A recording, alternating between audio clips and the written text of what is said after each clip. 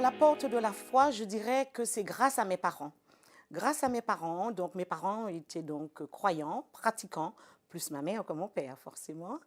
Et ils nous ont élevés, donc les trois enfants, dans cette croyance en Dieu, dans cette foi forte. Et en plus, nous faisions partie de groupes d'églises qui à l'époque, parce que j'ai 62 ans, de groupes d'églises qui s'appelaient à l'époque Cœur vaillant, âme vaillante. Donc, dans ces groupes-là, nous vivions autre chose qui venait donc en complément de l'éducation familiale, où, où nous vivions en fait tout un tas de petites choses qui se passent entre enfants et ce qui nous permettait de toujours replacer dans ces petites choses de vie d'enfant la foi, Dieu.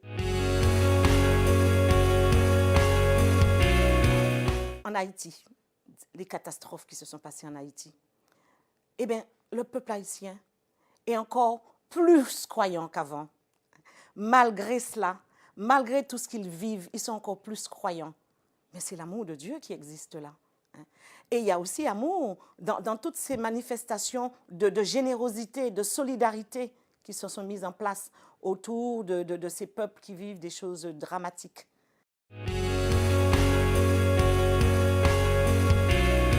En pleine réunion de personnel, de sortir des phrases de l'Évangile.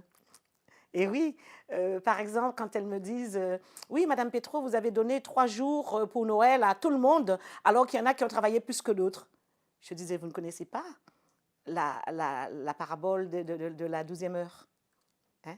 Dieu a donné exactement la même chose à tous ceux qui ont travaillé, même celui qui l'a embauché à la toute dernière heure. Alors c'est pareil, toutes vous aurez 3 jours.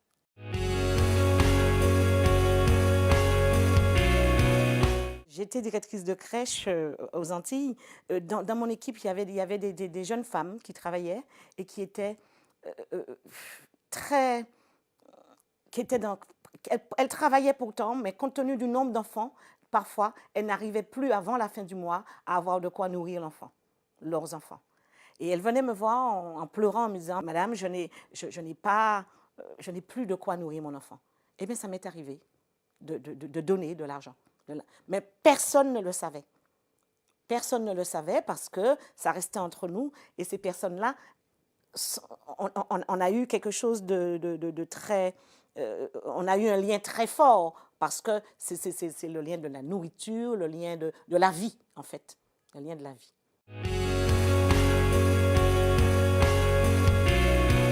Ça arrive qu'on soit en colère contre Dieu, quand on vit des épreuves difficiles, quand on ne comprend pas le pourquoi des choses. Par exemple, on peut ne pas comprendre une réaction d'un enfant, une décision d'un enfant, par exemple, de décider d'arrêter ses études, de travailler, de faire autre chose, alors qu'on est là, qu'on peut aider. Bon, on se dit, bon, c'est pas grave. On remet cela, en fait, entre les mains du Seigneur. On remet ce qu'on vit entre les mains du Seigneur. Et je crois que notre temps n'est pas le temps de Dieu. Donc Dieu nous donne la possibilité, dans le temps, de se rendre compte qu'il fallait que cet enfant passe par là pour grandir et pour mûrir. Pouvoir grandir dans la foi, pouvoir grandir dans la relation à l'autre. Toute relation nous apporte de la joie. Toute relation à l'autre, quel qu'il soit, nous apporte quelque chose de l'ordre de la joie dans ce qu'on a vécu, dans ce qu'on a entendu, comment on a accompagné. Et nous pousse à remercier toujours Dieu.